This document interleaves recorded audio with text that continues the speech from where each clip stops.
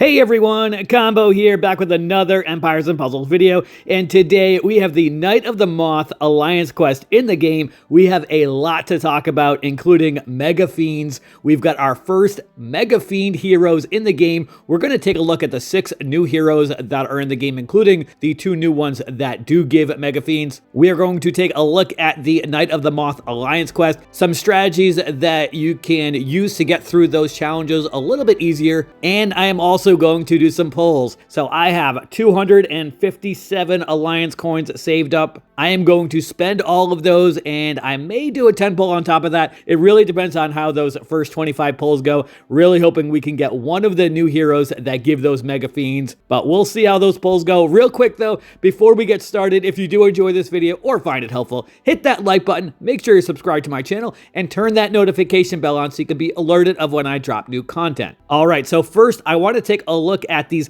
6 brand new heroes that we have in the game. There are 3 featured 5-star heroes. There is 1 additional 5-star hero, and then there's a 4-star hero and a 3-star hero as well. So first, we're going to take a look at the first featured hero, which is Grovavert. Grovavert is a druid class. The family bonus for these heroes, depending if they have 1, 2, or 3 heroes in the same team, at the start of each turn, they cast a Moth Dust to a random enemy for 2, 3, or 4 turns. That Moth Dust gives minus 10% mana generation. If Moth Dust is cleansed or removed, the target falls asleep and receives plus 60% increased damage while sleeping. They also get additional perks during the Night of the Moth event, which obviously we are in right now. For their passive, they have the dodge special damage. So this character has a 10% chance to dodge special skills that deal damage. So that's definitely pretty cool when it works. And Grovavert's ether power is damage reduction. At the start of each battle, all damage received by this hero is reduced by minus 10% for 6 turns. And these are the double limit broken stats that you see for her. She has 1695 attack, 1557 shield, and 2686 health. They are fast mana speed. After the special skill has been cast, increases the mana of the caster by 20%. So they pretty much get an instant mana after the special has been cast. And then they are going to summon a Mothling Mega Fiend for the target. The Fiend damages the enemy with 260% attack every turn. The Mothling Fiend absorbs healing and disappears when it has absorbed health equal to 70% of its owner's max health. When summoned, the Mothling Fiend gives minus 50% mana generation for its owner for as long as the owner has Mothling Mega Fiends. If you click the little question marks here, it's just saying that they can only have 1 Mega Fiend at a time, and having a Mega Fiend will block having regular minions or fiends. A Mega Minion, however, can replace a Mega Fiend, so keep that in mind as well with who you are targeting. And then the bottom question mark here just says it only affects mana generated from matching tiles or mana gained by the defense team at the end of their turn. So definitely a good hero. I love that they are a druid class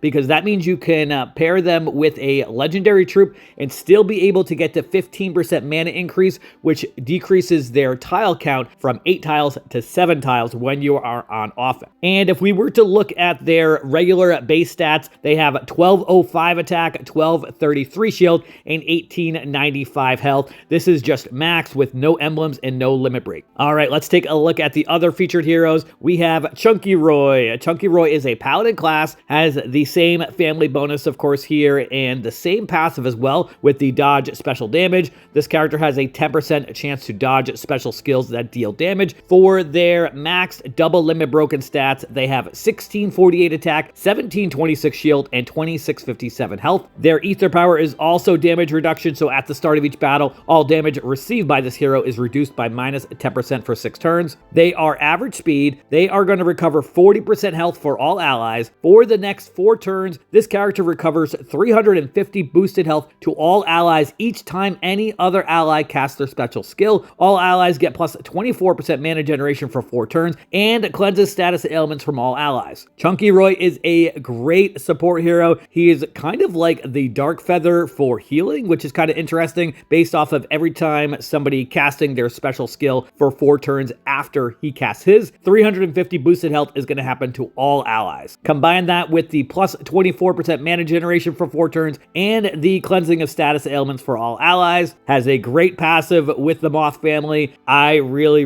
like Chunky Roy. I think the only thing that would make him better, honestly, is if his class were a little bit different. The Paladin class isn't bad for a defensive support type of hero, but definitely Clerics and Monks are my favorite. And if we look at Chunky Roy's base stats, he has 1133 attack, 1277 shield, and 1957 health. Again, those are stats not limit broken or with any emblems. And if we take a look at our third feature hero, we have Mortowitch. Mortowitch is Sorcerer class, same family bonus and passive, obviously. Their double limit broken stats with emblems are 1670 attack, 1614 shield, and 2707 health. Their ether power is defense up, so at the start of each battle, this hero gets minus 20% defense for 6 turns. For their special, their slow mana speed, they're going to deal 800% damage to the target. The attack bypasses defensive buffs, heals all allies for 30% of the damage dealt, is going to summon a Grave Mothling Mega Fiend for the target. The Fiend damages the enemy with 250% attack every turn. The Grave Mothling Fiend absorbs healing and disappears when it has absorbed health equal to 80% of its owner's max health. When summoned, the Grave Mothling Mega Fiend increases the damage dealt to its target from all sources by plus 50%. This effect lasts as long as the target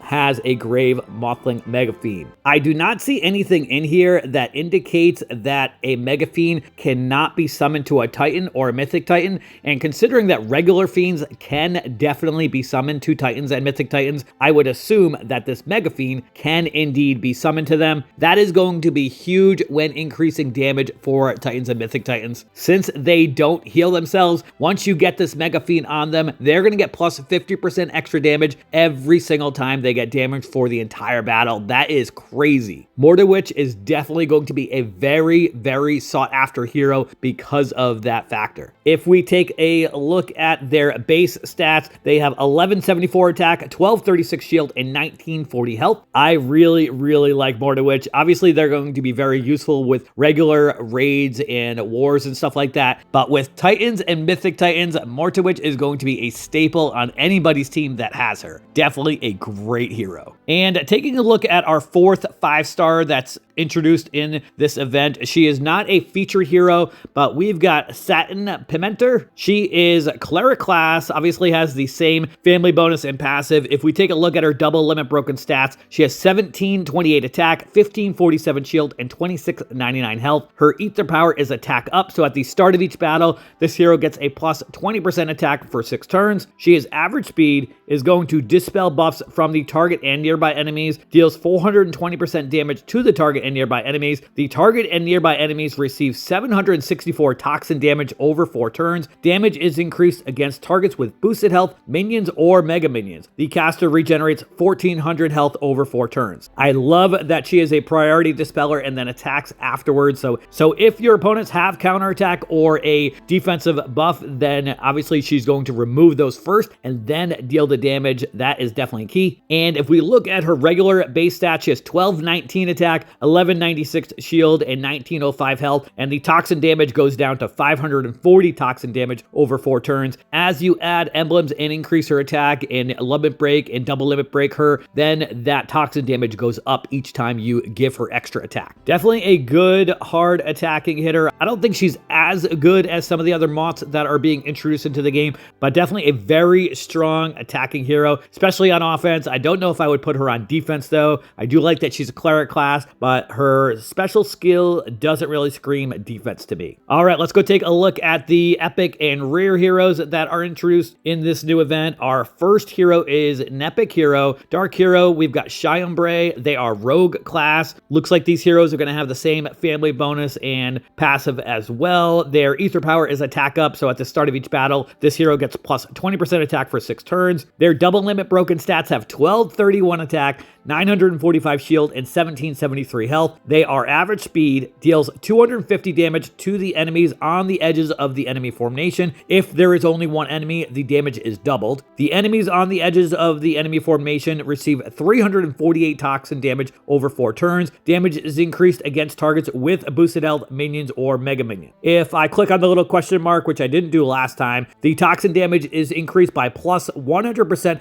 against targets with boosted health. The toxin damage is increased by plus 33% per minion or mega minion owned by the target. Maximum increased damage is plus 199%, which would be if they had boosted health and 3 regular minions. So that's pretty cool. Definitely a hard-hitting hero. If we take a look at their base stats, they have 775 attack, 701 shield, and 1179 health. I do like Cheyenne Bray. I don't think they're a great hero, but depending on your level of play, if you're a mid-level or free-to-play player, then they could definitely be a useful hero for you in wars and raids and stuff like that. But for most people, I think Cheyenne Bray is probably just going to be relegated to raid tournaments. Definitely not an event type of hero since they don't hit 3. And then taking a look at the rare hero that is in this new event, we've got Rose Petite. Rose Petite is wizard class, has the same family bonus and passive. If we take a look at their max stats, double limit broken, they have 971 attack, 828 shield, and 1287 health. Their ether power is attack up, so again, they're going to get plus 20% attack for the first 6 turns of each battle. They are average speed, deals 200% damage to the target and nearby enemies. The target and nearby enemies receive 272 toxin damage over 4 turns. Damage is increased against targets with boosted health, minions, or mega minions. And their base level stats, not double limit broken or with emblems, has 512 attack, 540 shield,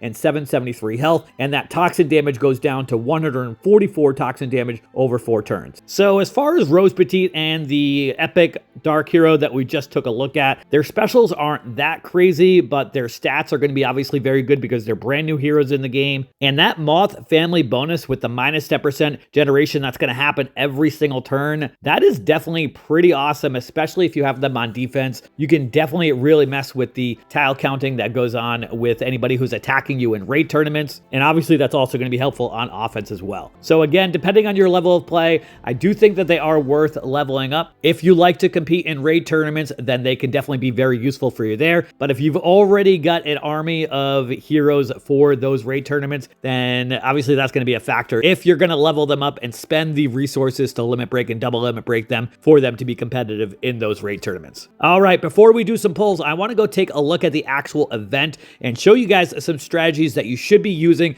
to get through these battles a little bit easier. All right, so if we go into event quest and then click on the Night of the Moth event here, then we've got our challenges. I have not done any yet. In the rare level, the event effect makes it so that the forest is defended by toxin moths. The moths attack every 4 turns. Getting hit by the toxin moths inflicts the following to your heroes. All heroes receive 300 toxin damage over 3 turns.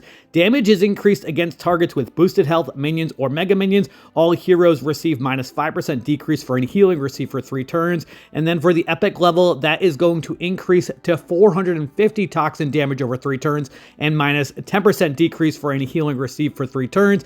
And in the legendary level, that's going to increase to 600 toxin damage over 3 turns and minus 15% decrease for any healing over 3 turns. So what can you do about this toxin and the minus decrease healing, you ask? I would definitely recommend either cleansers, ailment preventers, or ailment reflectors. So I'm going to go into the rare level and show you some options of who you can choose on your team to prevent or cleanse. So I'm going to go into this level right here, hit play now, and I've got Fayez, who will make it so that all allies are immune to new status ailments for 4 turns. And then I've also got Hilo here, who cleanses status ailments from all allies in case if I'm not able to get Fayez's special off. I do have some mana pots here on the bottom, as you can see, so that I can time those when the toxin and healing decrease is going to go into effect. So let's hit fight and go through a little battle here and show you guys how that looks.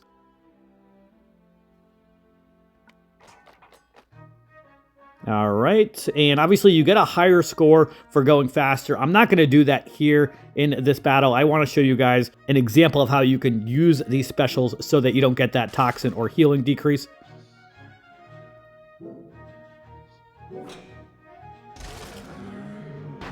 So you can see the timer over in the top left. In 2 turns, I'm going to get that Toxin Moth. I don't think that's going to be enough to get Fayez a special, but that's okay. We can use a mana pot.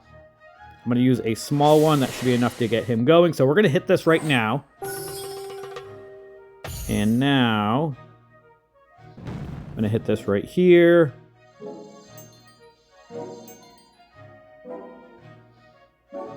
That's a lot of green tiles in that cascade. So you saw that I was able to resist that toxin moth from happening. So let's go through this battle here.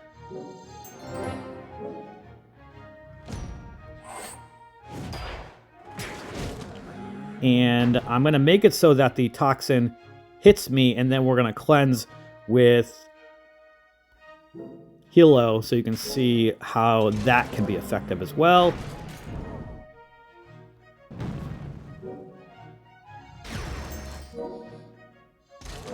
Actually didn't want that cascade, but I guess we'll take it.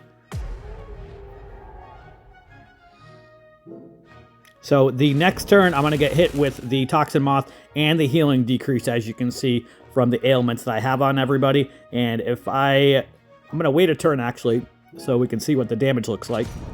And you can see I just got hit with 200 damage from that. So now I'm going to hit Hilo and be able to cleanse everything that just happened for me. Although that did just put Gunner to sleep, which is interesting. I'm not sure why that happened, or if that's a bug, or if there's a passive or something that I'm missing, but I am just going to finish this battle right here with these heroes and specials, and that should be enough to do it. All right, now I want to go into an epic battle and show you how you can do that in epic. Fiends is actually the only hero that will prevent ailments in the rare level category, so be aware of that. There are quite a few cleansers, though, other than Hilo, so just take a look at your roster, see who you got. There are definitely more cleansers in the epic level, and there's also a couple reflectors, which we're going to take a look at right now. If I go to the epic level, I've got Goldie here, who will reflect any ailment to an opposing character. So these ailments will actually go to the enemy. So let's click into this battle here. All right, got a few yellows to start and some reds. Very nice. And we can actually ghost some tiles here. I think I'm going to have to use a mana pot to avoid the toxin from hitting me, but that's okay. So before this hits me now, let's use Goldie. You want to make sure you take a look at that timer on the top left. And now I'm just going to ghost tile so you can see that toxin get reflected to our enemies. And you can see reflected, and you can see the toxin is now on them, and I'm going to not hit them so you can see the damage that they're going to get. So now they're going to get hit with that 150 damage each turn. And now let's just get rid of these guys over here. And I'm just going to go through this battle real quick.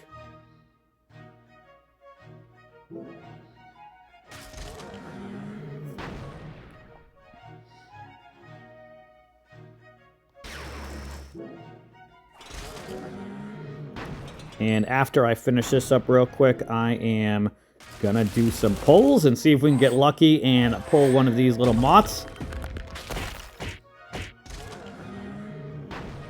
I say little, but they give something big back with those Mega Fiends, or at least 2 out of the 6 new heroes that we have for the Moth event.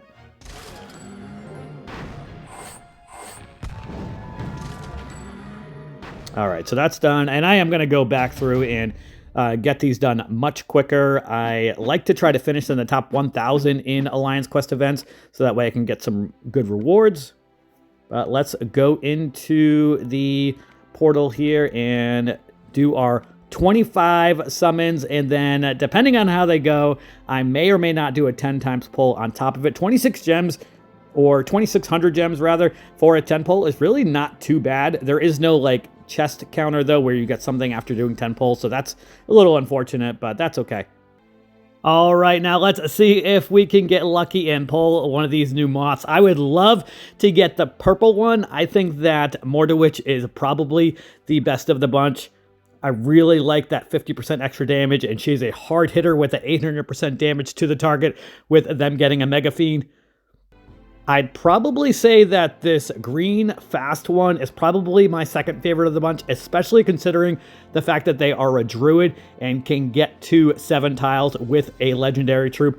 They're going to add a Mega Fiend for their enemy as well. The red one is definitely a really, really good healer. He would definitely be my best red healer. The yellow one, I mean, obviously I would take it if I got it, but I think that she is probably the weakest out of the 4 legendary ones. And then these other 2, the epic and the rare moths that just came into the game, obviously I would definitely take them. And I would hope out of 25 pulls that I would get them. All right, so let's get started with our 25 pulls. See if we can get lucky here. First one is going to be the new red moth. We got the rare one, though, not the legendary one, unfortunately. Next, we got Ganju. Let me know if you all are going to be doing pulls in this event. Again, 2,600 gems for a 10 pull is the cheapest amount of gems that there is in the game, as we get another Rose Petite. But curious to see how these work out as we get the epic Dark Shyombre. I would probably level him over the red rare one, although you don't need a lot of limit break materials for the rare heroes. You only need 7 3-star ethers to get them to level 60 double limit broken and 1 alpha ether, so that's really not too bad from a resource perspective. And the 3-star ethers are usually what I am running low on, especially since the Great Loot Renaissance and the amount of 5-star ethers that have been in wanted chests and stuff like that. Even some Titans, we're getting ethers now, which is great. Wars have a lot more 5-star ethers in their war chests, and even regular war wins also.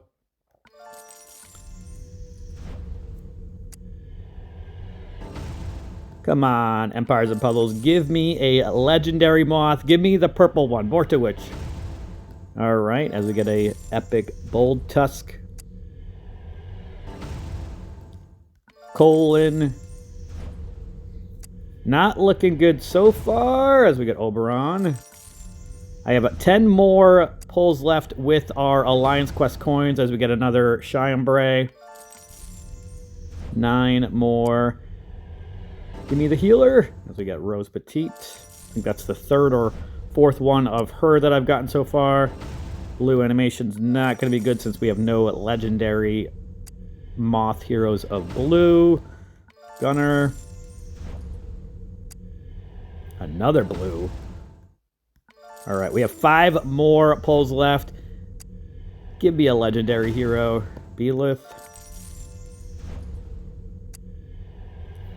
Definitely curious to see if we're going to see these Mega Fiend summoners on people's defenses. I feel like they're more offensive heroes, but I guess they could be used as defense, especially that red healer. And probably the fast Mega Fiend one. The green one. He could definitely be good also. All right, we are out of Alliance Quest coins, so I am going to indeed do 110 pull and see if we can get lucky with some gems. Friar Tuck. Another Shyombre. That's our 3rd one, I believe. Azar. Another Rose Petite. Another Rose Petite. Come on, Empires and Puzzles. Give me a legendary moth, please. And don't troll me with a Season 1 legendary hero. Another Rose Petite.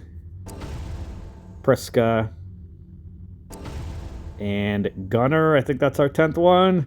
And it is. All right. So, man, I really, really would like to get one of these moth heroes. I do have quite a few gems, as you can see.